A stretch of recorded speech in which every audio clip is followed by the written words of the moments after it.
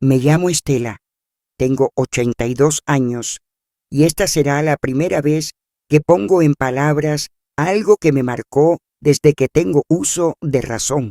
Siempre fui una mujer callada y no porque no tuviera pensamientos o sentimientos, sino porque desde muy pequeña entendí que hablar podía traer consecuencias que no quería enfrentar. Durante décadas mucha gente me conoció como esa mujer seria, reservada, un poco distante. Algunos pensaban que era timidez, otros que era una especie de rareza mía.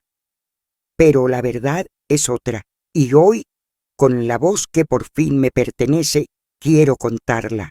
No porque espere que alguien me juzgue, ni tampoco porque necesite que me consuelen. Lo hago porque he vivido mucho, y después de tantos años guardando silencio, siento que este relato no es solo mío.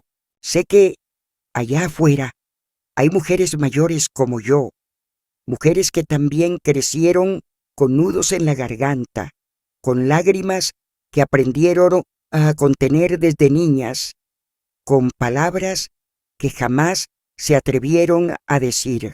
A veces, una historia sirve para tender un puente entre dos almas heridas que no se conocen, y yo quisiera que la mía hiciera eso, porque si alguna de ustedes, al escuchar lo que voy a compartir, siente que no está sola, entonces ya habrá valido la pena abrir el corazón después de tanto tiempo.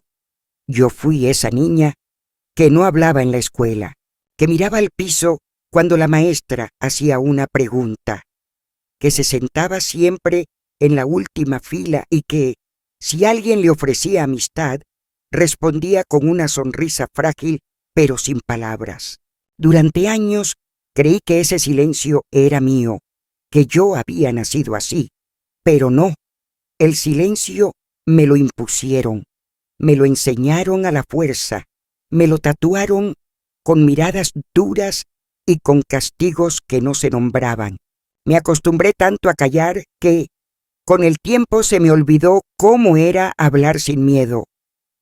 Y ahora, desde este cuerpo viejo, desde esta memoria llena de recuerdos que ya no duelen como antes, me siento lista para contar aquello que nunca dije. Porque si el silencio fue mi escudo, ahora las palabras serán mi forma de sanar. Hace apenas unas semanas, mi bisnieta Sofía, que tiene 8 años, vino a visitarme con su madre. Es una niña dulce, de esas que siempre están haciendo preguntas, dibujando cosas en los bordes de los cuadernos y coleccionando piedritas que encuentra en el parque. Tiene unos ojos grandes que parecen entender más de lo que dicen y una forma de quedarse callada cuando los adultos hablan que me recordó a mí misma muchos años atrás. Esa tarde, mientras su madre hablaba por teléfono en la cocina, Sofía se sentó conmigo en el sillón y me pidió que le contara cómo era cuando yo era niña. Yo sonreí, como suelo hacer cuando me preguntan cosas del pasado, y le hablé de los juegos con mi hermano mayor, de los vestidos con encaje que mi madre me cosía para la misa del domingo, de los mangos que recogíamos detrás de la casa cuando estaban en temporada. Pero mientras yo hablaba, ella me miraba en silencio, y luego de un rato me preguntó con una seriedad que no esperaba: «Abuelita, ¿tú también te ponías nerviosa cuando la maestra te preguntaba algo?» Sentí un nudo en el estómago, porque no era una pregunta cualquiera. Lo dijo bajito, con la voz un poco temblorosa, como si no estuviera del todo segura de que quería saber la respuesta. Yo la miré y vi que sus manos pequeñas apretaban con fuerza la tela de su vestido. Entonces me di cuenta. Ella sentía lo mismo que yo sentí una vez. Esa sensación de que las palabras pesan demasiado, de que cada mirada es un juicio, de que si hablas, algo malo puede pasar. No pude evitar acariciarle el cabello y decirle que sí, que yo también me sentía así, aunque en mi caso no era nerviosismo, era miedo. Un miedo tan antiguo que ya había echado raíces dentro de mí. Después de que se fue, me quedé sentada largo rato, en silencio, con los dedos entrelazados sobre el regazo. Pensé en lo fácil que es repetir patrones sin darnos cuenta. Mi hija, la madre de Sofía, nunca fue una niña temerosa. Era vivaz, expresiva, de las que hablaban con todos sin reserva, y aún así, su hija ahora arrastraba ese peso invisible que yo creía haber enterrado con el paso del tiempo. Me pregunté si de alguna manera, sin querer, había transmitido ese silencio a través de mis gestos, de mis ausencias, de mis temores escondidos. Tal vez fue mi forma de consolar sin abrazar, de escuchar sin responder, de evitar ciertos temas como si nombrarlos pudiera hacerlos reales otra vez. Tal vez Sofía aprendió ese miedo sin que nadie se lo enseñara directamente. Tal vez lo heredó. Esa noche no pude dormir bien. Me acosté temprano, pero cada vez que cerraba los ojos, veía a la pequeña Sofía con sus manitas apretadas y su voz susurrante. Entonces volví a ver a la niña que fui. Esa niña que cada mañana caminaba a la escuela con la cabeza baja, que repasaba las respuestas en su mente, pero que nunca levantaba la mano, aunque supiera la lección de memoria.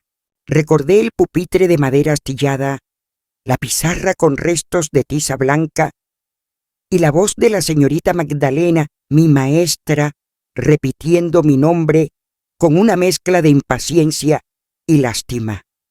Estela, ¿no vas a decir nada otra vez? Me acuerdo de cómo los otros niños se giraban a mirarme, esperando que por fin hablara, como si fuera un espectáculo, pero yo solo podía mirar el suelo, deseando desaparecer.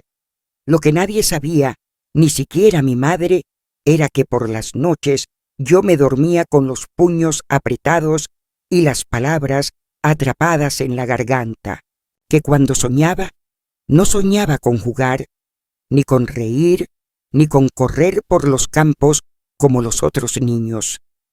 Soñaba con un día donde pudiera hablar sin temblar, sin que me doliera el pecho, sin que el silencio fuera mi única defensa. Soñaba con una casa distinta, con un padre que no gritara, con una madre que me mirara a los ojos y me dijera que estaba bien ser como era. Pero esos sueños eran apenas eso, deseos que no tenían lugar en mi vida real. Aquella noche, acostada en mi cama, entendí que si no contaba mi historia ahora, si no decía con mi propia voz por qué me había callado durante tanto tiempo, entonces ese silencio seguiría repitiéndose en otras niñas, en otras vidas. No podía permitir que Sofía creciera creyendo que su voz no importaba. Y para eso tenía que empezar por mí. No era fácil. Las palabras seguían pesando, incluso ahora. Pero también comprendí que las heridas no cicatrizan cuando se esconden. Cicatrizan cuando se exponen al aire, a la luz, a la verdad.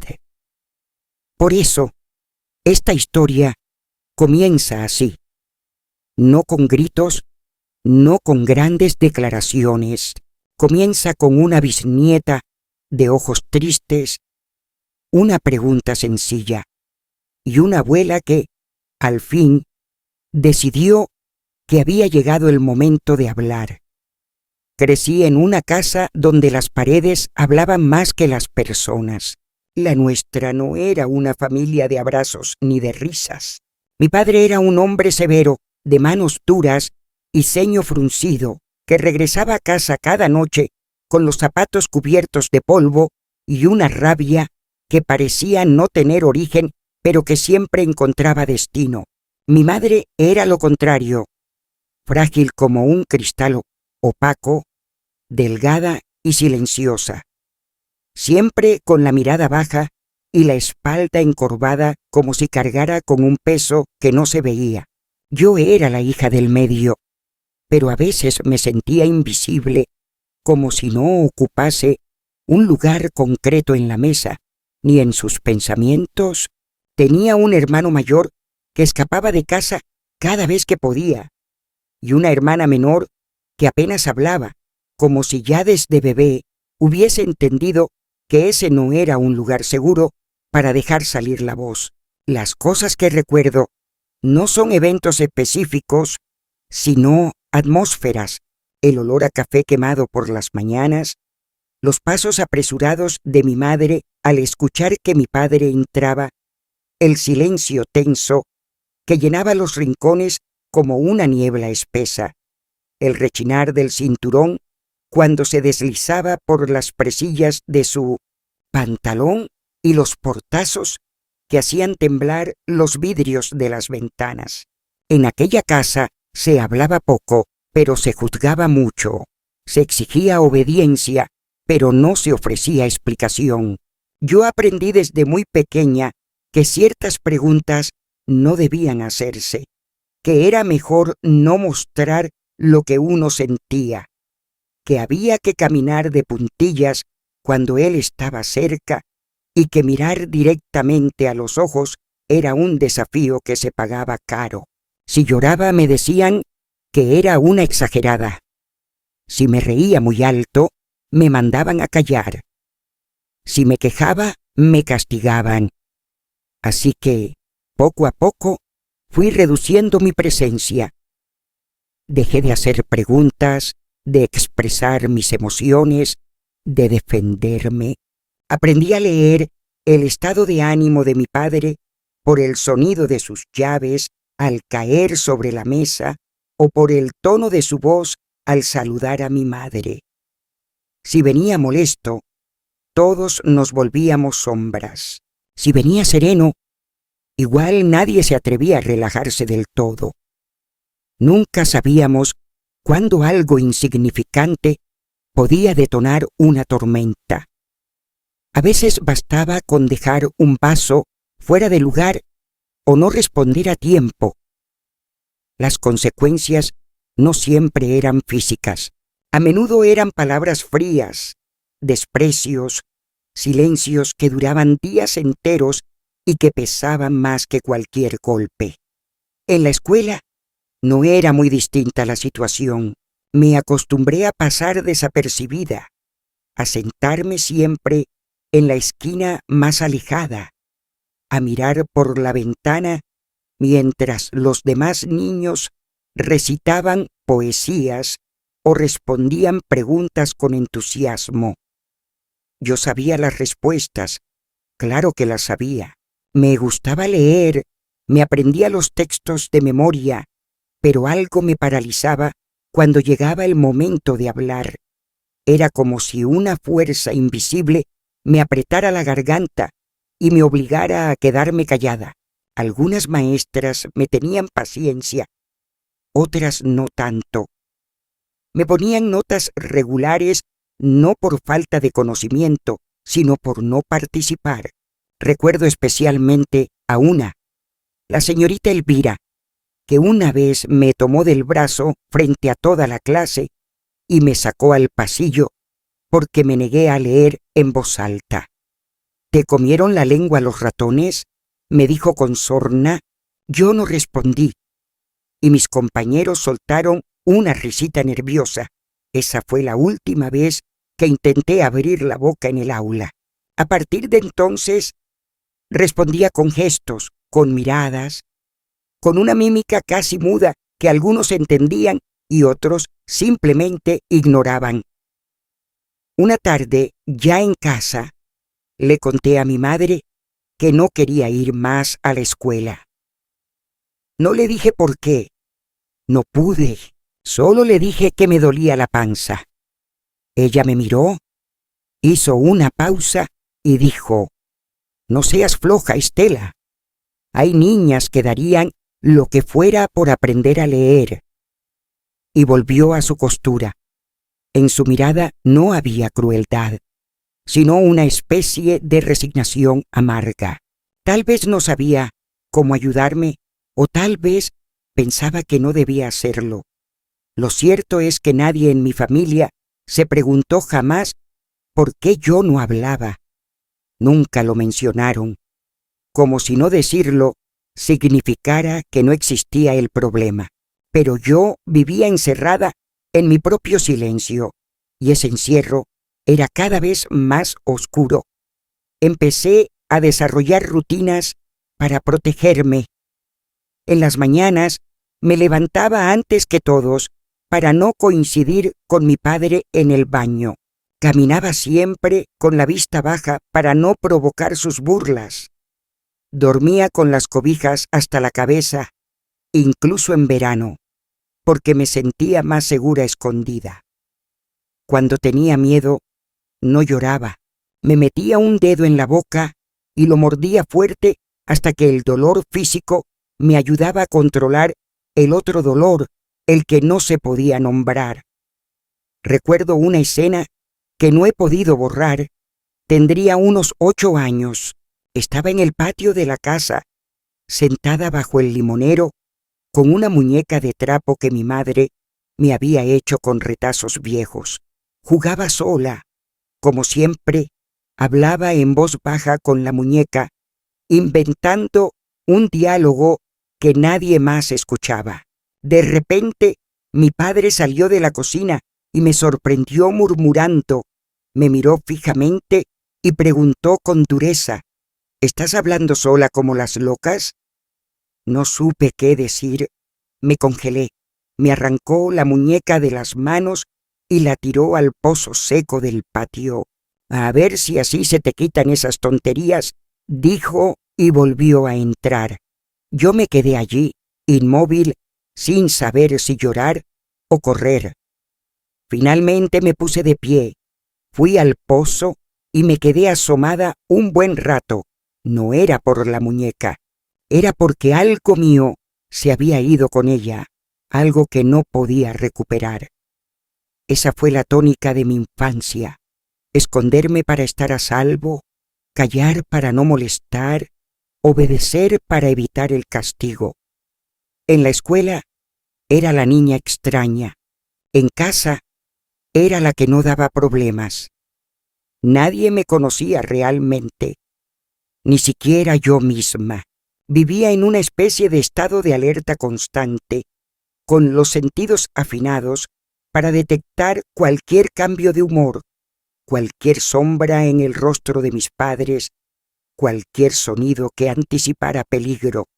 Me volví buena para desaparecer. Me escurría como el agua, me hacía pequeña, me convertía en parte del fondo.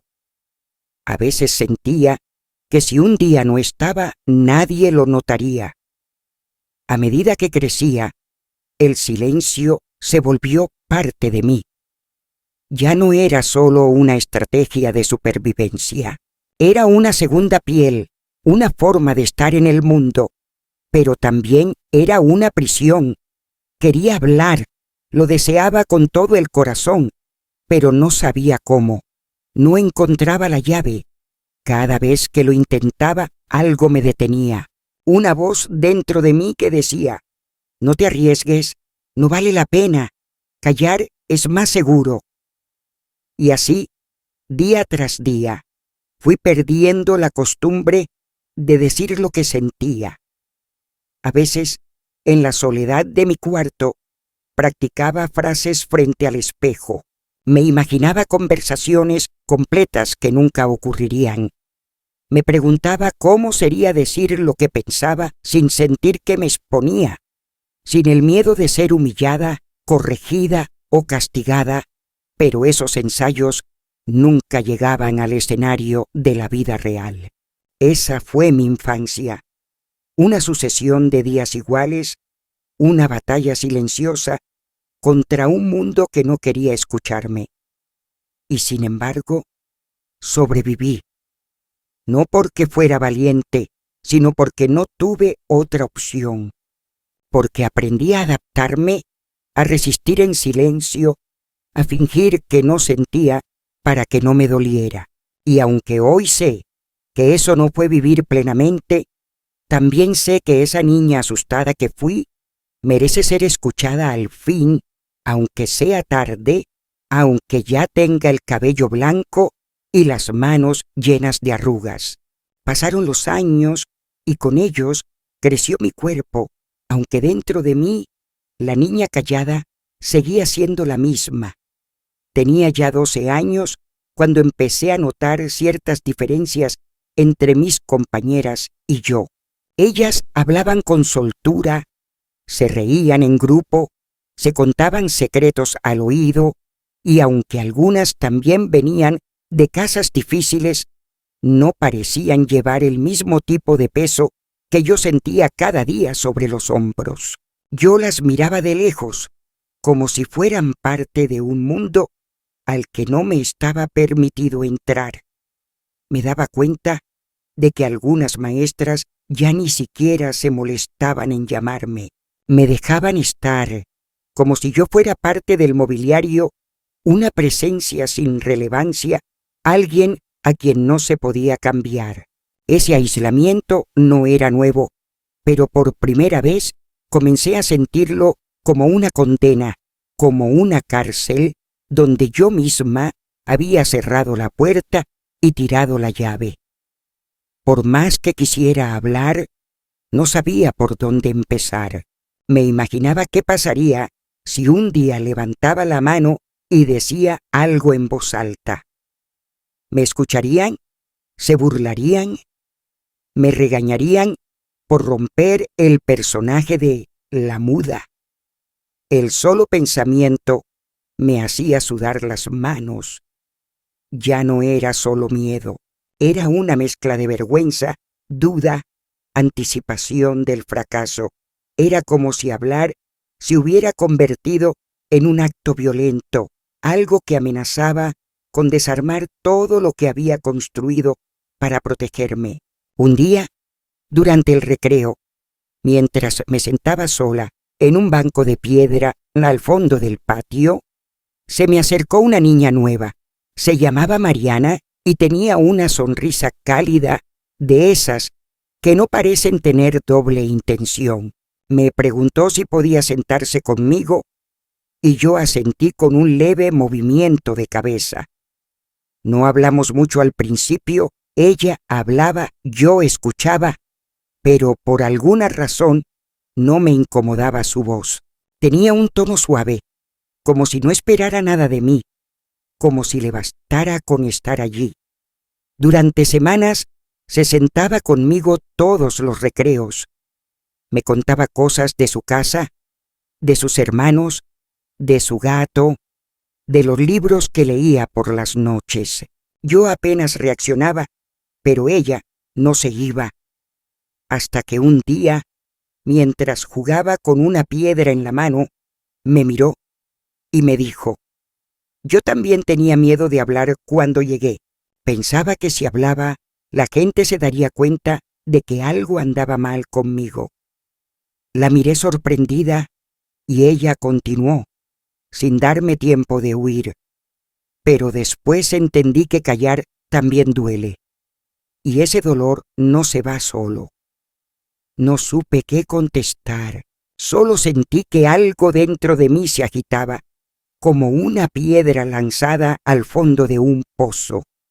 A partir de ese momento, empecé a esperar los recreos, no porque pensara que iba a hablar, sino porque al menos ya no me sentía tan sola.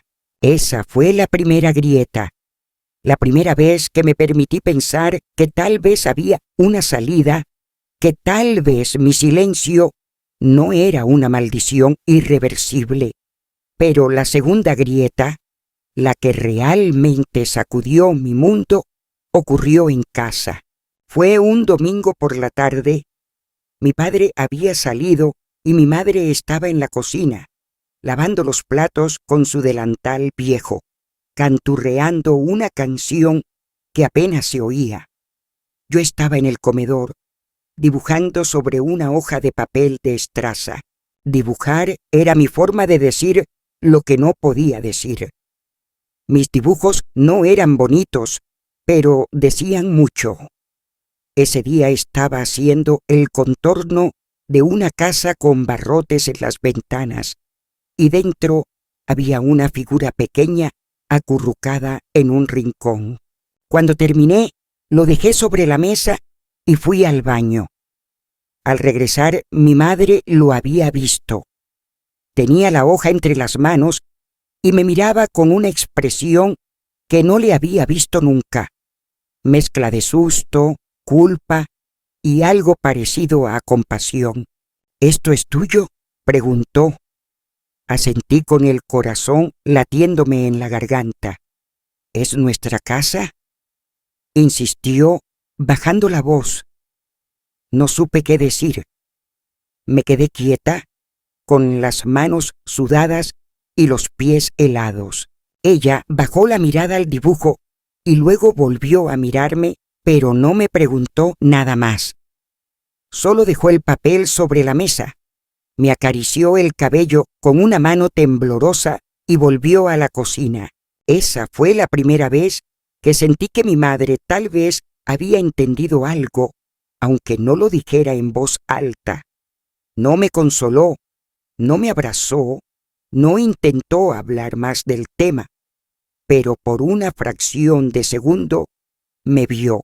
Esa noche, mientras intentaba dormir, me di cuenta de que durante años había vivido bajo la idea de que mi silencio me protegía, que era una forma de esconderme del mundo, de evitar los golpes, las burlas, el desprecio. Pero esa noche entendí que también me estaba haciendo invisible para los que sí podían haberme ayudado. Mi madre tal vez no había visto antes lo que me pasaba porque yo había aprendido demasiado bien a esconderlo. ¿Y si hablar no era peligroso? ¿Y si decir lo que sentía no me destruía, sino que me daba una oportunidad de sanar? Fue un pensamiento aterrador, pero también liberador. No hablé con nadie al día siguiente, ni al otro, pero empecé a escribir palabras sueltas al principio, en una libreta que escondía debajo de la almohada. Escribía cosas que no me atrevía a decir en voz alta.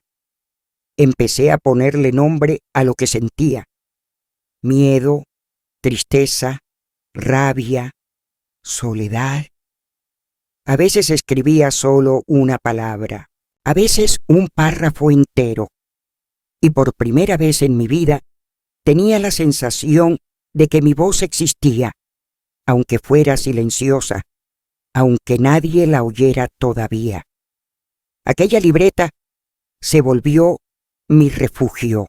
En ella escribí lo que pensaba de mi padre, lo que deseaba decirle a mi madre, lo que soñaba para mí. Escribí sobre Mariana y su forma de mirar sin presionar, sobre la casa con barrotes, sobre la muñeca que él me arrebató, sobre las veces que deseé ser otra niña con otro apellido en otra ciudad. En esas páginas yo era valiente. Era una niña que gritaba, que se defendía, que pedía ayuda, y aunque seguía sin poder alzar la voz en el mundo real, algo en mí estaba cambiando.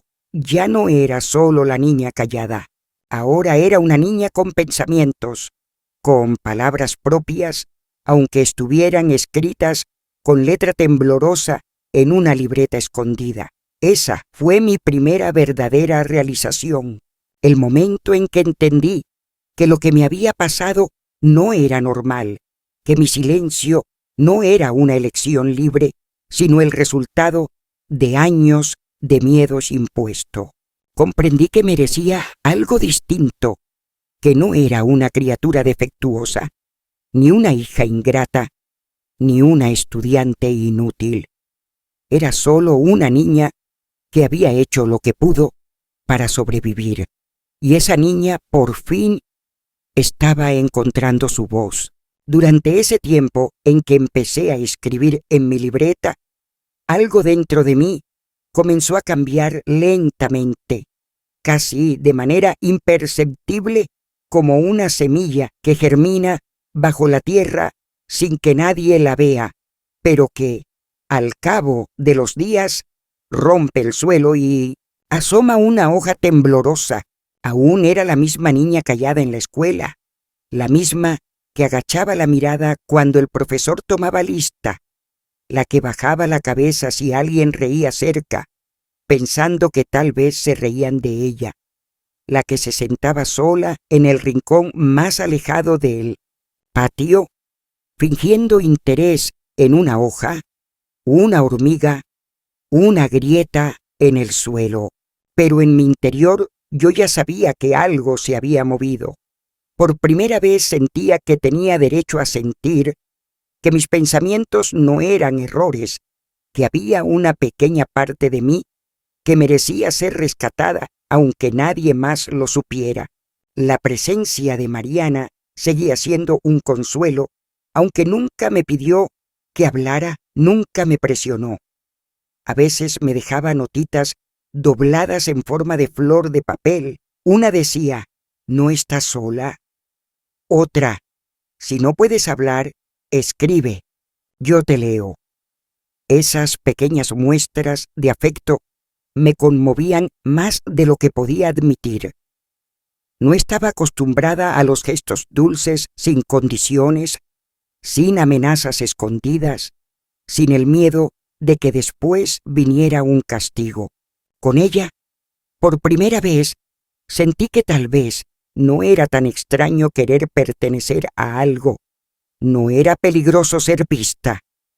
Pero a medida que ese pequeño mundo interior se fortalecía, el exterior parecía decididamente dispuesto a destruirlo. Mi padre empezó a sospechar que algo en mí había cambiado. No sé si fue por los gestos más seguros, por las miradas que ya no eran tan huidizas, o porque comencé a cerrar la puerta de mi habitación cuando escribía. Un día, sin previo aviso, irrumpió en mi cuarto mientras yo escribía en la cama y sin decir una palabra, arrancó la libreta de mis manos. Su rostro estaba encendido de furia, pero también de algo peor, desprecio. Leyó algunas líneas, murmuró un insulto que aún me duele recordar, y con una violencia seca, partió la libreta en dos y la arrojó al suelo. «Tonterías de niñas locas», dijo. «No quiero más esta basura en mi casa». Salió dando un portazo que hizo temblar los vidrios. Yo me quedé paralizada, no por el castigo, sino por la humillación. Había desnudado mi alma en esas páginas, y ahora estaban rotas, sucias, tiradas como si no valieran nada. Esa noche no pude dormir. Tenía la sensación de que todo lo que había construido dentro de mí se desmoronaba otra vez, que ese frágil intento de encontrar mi voz había sido aplastado con la misma brutalidad con la que él aplastaba todo lo que no entendía. Mi madre, como siempre, no dijo nada. Me miró con tristeza, pero no intervino. A la mañana siguiente, mientras servía café, mencionó en voz baja que mi padre había tenido un mal día en el trabajo, como si eso justificara lo que había hecho, como si los malos días de los hombres les dieran derecho a destruir los pequeños mundos de las niñas que solo intentan sobrevivir. En esos momentos entendí que no podía esperar una defensa de su parte. Ella también era prisionera y había aprendido a callar aún mejor que yo. Lo suyo era un silencio de décadas, más hondo, más antiguo, uno que ya se había incrustado en sus huesos, en su forma de caminar, en sus ojos apagados. Pero mi interior ya no era el mismo, y aunque me dolía, no podía volver atrás. comencé a buscar otros refugios. Me quedaba más tiempo en la escuela. Me ofrecía para limpiar los pizarrones, ordenar los libros, cualquier excusa para no volver a casa tan temprano. Mariana seguía ahí, aunque ahora también parecía más cautelosa. Le conté por escrito lo que había pasado con mi libreta, y ella me regaló otra envuelta en papel de regalo y con una etiqueta que decía: «Lo que escribes importa. Guárdalo bien». Esa nueva libreta fue mi salvación, pero esta vez no la guardé debajo de la almohada, sino que hice un hueco en el jardín, detrás de un arbusto, y allí la escondía dentro de una caja metálica. Iba a escribir junto a ella cada vez que podía, con la misma devoción de quien reza frente a un altar. Durante ese mismo año, algo más cambió.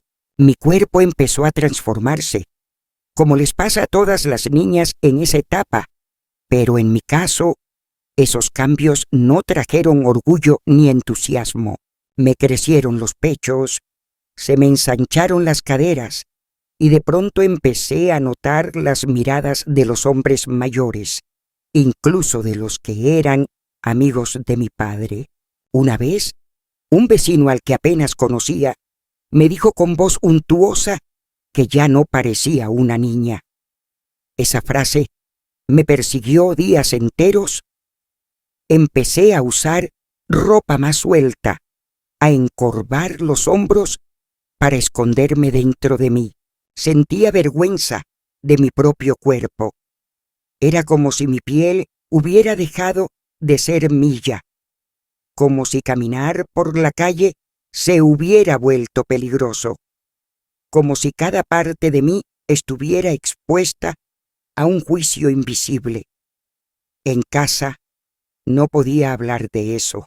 Mi madre apenas me explicó qué era la menstruación cuando me llegó, con un susurro rápido y una toalla vieja. Mi padre ni lo notó. Para él, yo seguía siendo esa cosa silenciosa que no estorbaba siempre y cuando no lo provocara. Un día, regresando de la tienda, me crucé con un grupo de muchachos del barrio. Eran mayores que yo, y uno de ellos me dijo algo vulgar que no repetiré. Me reí nerviosamente por reflejo y aceleré el paso. Ellos rieron más fuerte. Esa noche lloré en silencio en mi cama. Me sentía sucia sin haber hecho nada, culpable por ser vista, por haber crecido, por no saber defenderme. Esa confusión, esa mezcla de vergüenza, rabia y miedo me acompañó durante meses.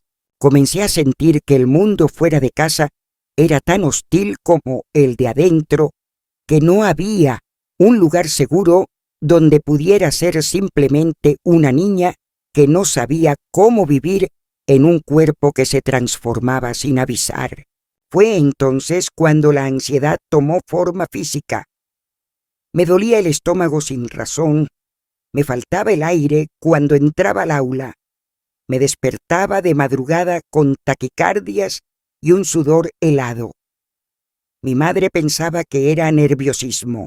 Mi padre decía que eran inventos. Nadie me llevó a un médico. A los 13 años ya no me hablaba casi nadie en la escuela. Algunos me ignoraban, otros me evitaban.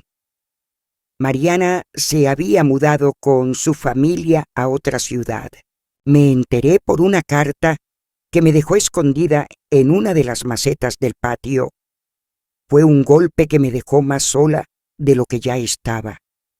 Me quedé con mi libreta, con mis dibujos, con mis silencios, pero algo había cambiado. Ya no quería quedarme así.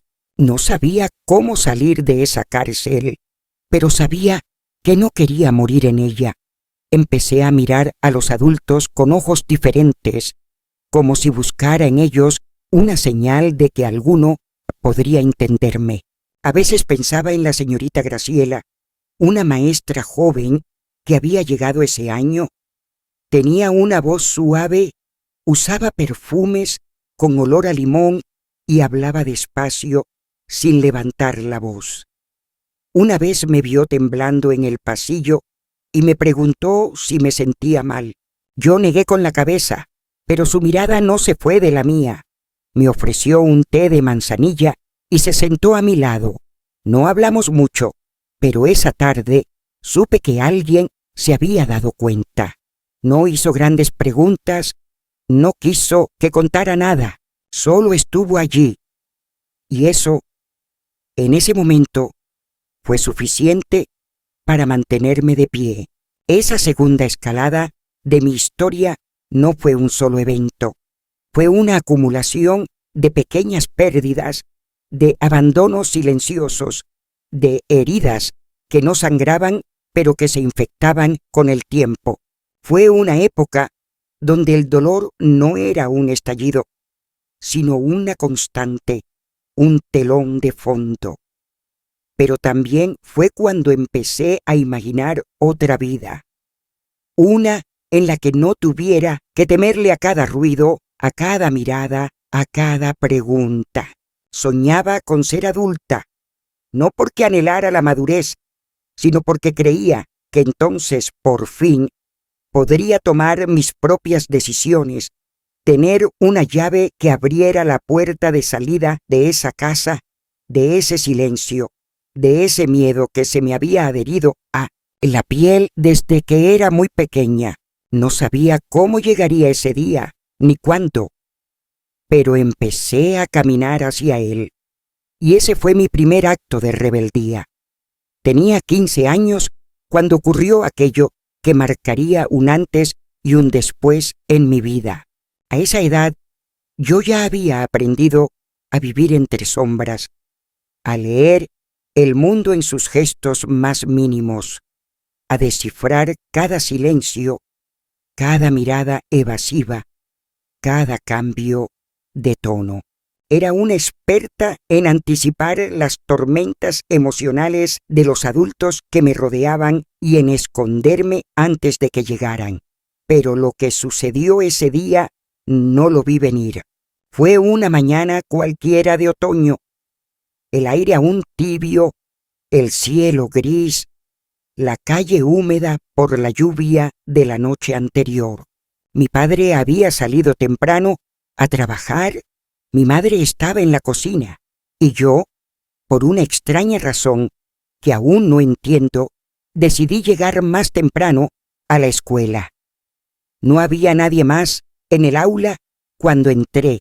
Me senté en mi lugar habitual, al fondo, saqué mis cosas, abrí mi libreta, aquella que seguía escondiendo cada noche, y empecé a escribir. No recuerdo exactamente qué puse en esa página, pero sé que fue la primera vez que escribí la palabra odio, no como un insulto, sino como una confesión. Escribí: odio tener miedo, odio no poder hablar, odio que nadie vea lo que me pasa, odio esta casa, este silencio, odio todo esto que me está apagando. Mientras escribía, no escuché que alguien se había acercado. La señorita Graciela, la maestra joven de voz suave, estaba de pie junto a mi pupitre. Me miró con una mezcla de sorpresa y ternura. Yo quise cerrar la libreta de golpe, esconderla, desaparecer, pero ella ya había leído parte de lo que decía. No me reprendió, no me preguntó qué significaban esas palabras. Solo me pidió, en voz muy baja, que la acompañara un momento a la sala de profesores. Caminé detrás de ella como si fuera al cadalso. Pensé que me iba a castigar, que llamaría a mis padres, que me quitarían la libreta, que todo terminaría una vez más en vergüenza. Pero cuando llegamos a ese pequeño cuarto, me ofreció una silla, se sentó frente a mí y esperó. No dijo nada durante varios minutos. El silencio fue tan largo que sentí que me asfixiaba. Entonces, como un susurro que se escapa sin permiso, dije: no puedo más. Esas 3 palabras salieron de mi boca como si las hubiera estado conteniendo desde siempre. Ella no se movió, no me abrazó, no me interrumpió. Solo me miró con unos ojos llenos de una comprensión que no conocía, y después, con una dulzura que aún recuerdo con claridad, me dijo: no tienes que seguir así. No sé cómo, pero terminé contándole partes de mi historia. No todo, no los detalles más oscuros, no las escenas más crueles, pero sí lo suficiente como para que ella entendiera que mi silencio era una armadura. Le hablé de mi miedo, de mi padre, de mi madre ausente, de la soledad.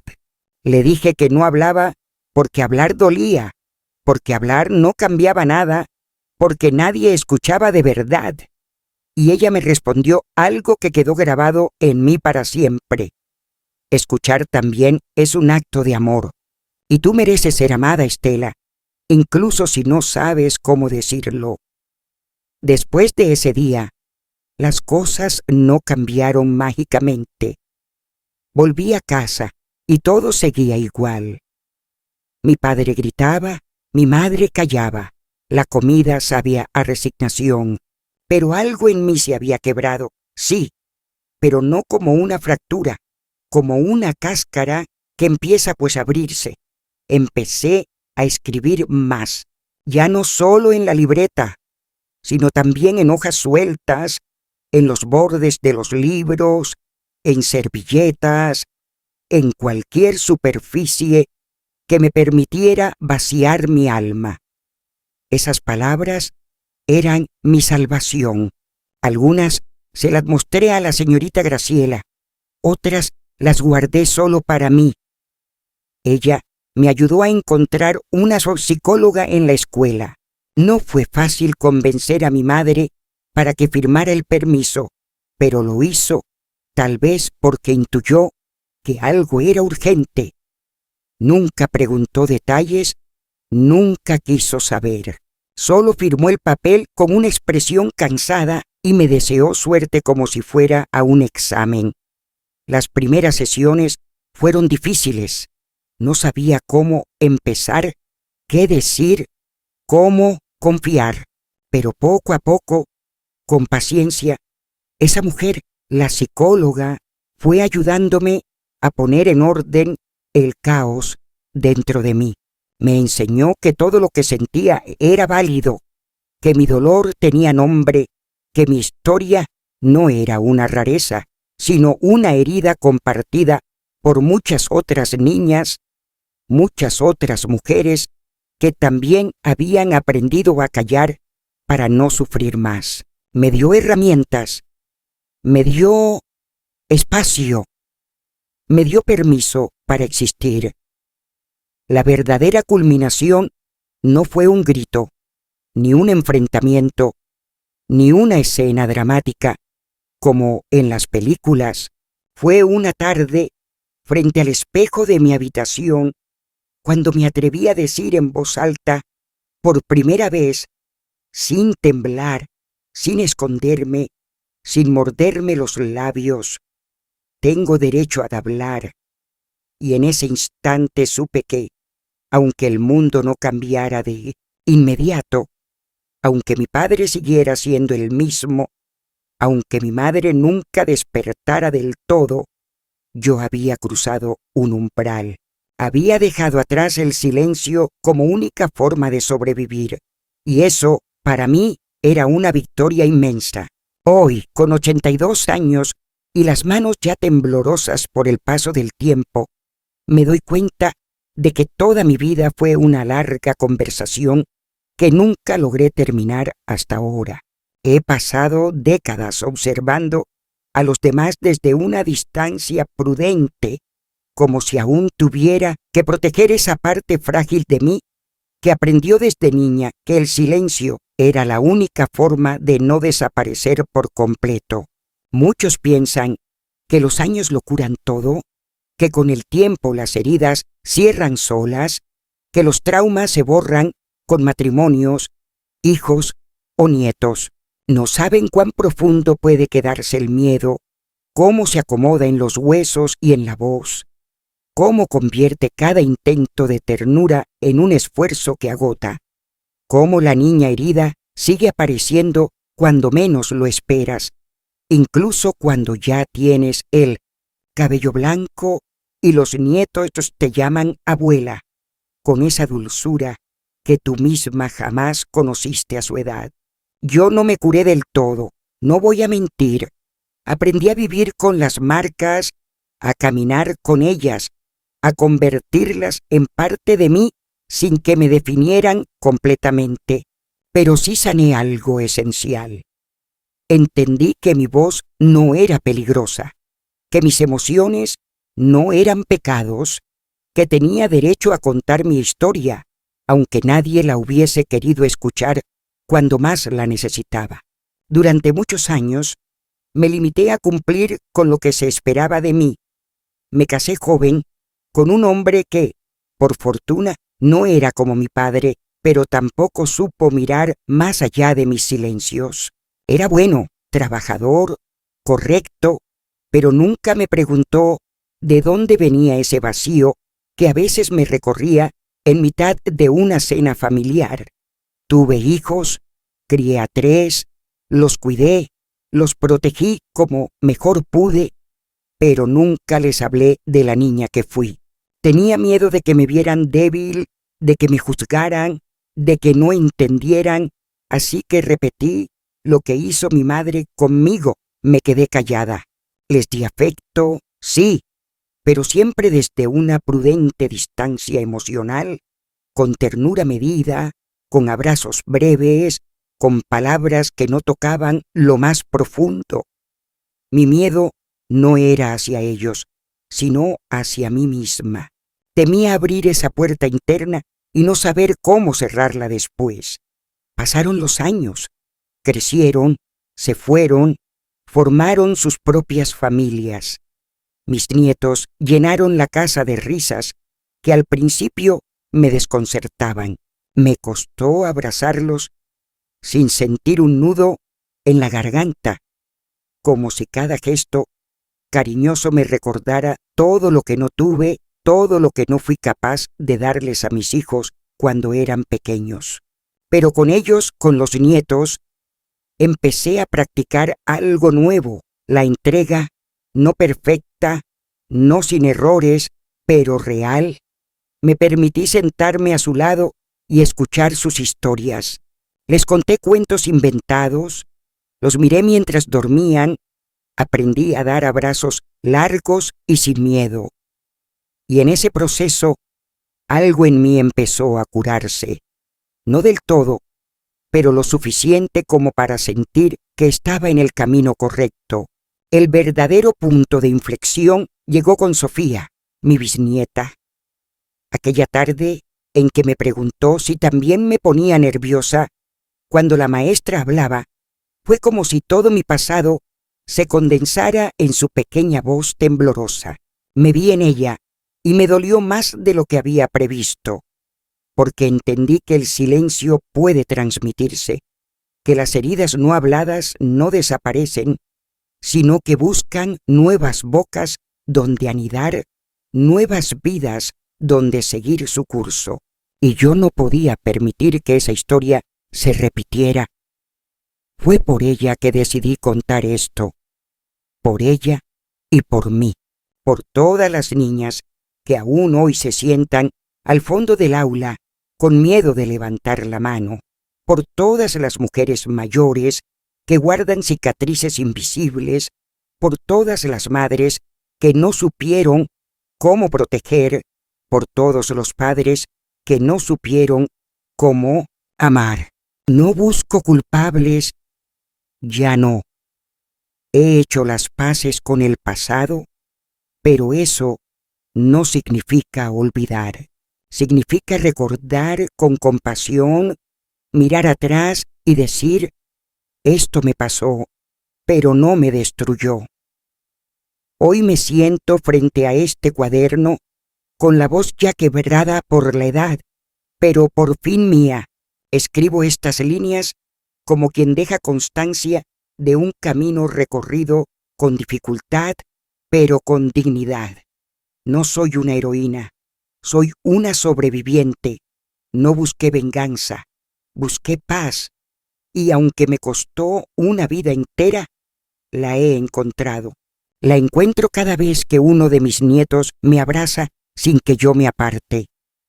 La encuentro cada vez que puedo dormir sin sentir que el silencio me ahoga.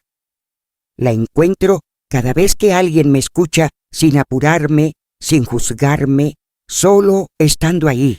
Y sobre todo, la encuentro en este instante mientras termino esta historia que tanto tiempo me llevó a empezar.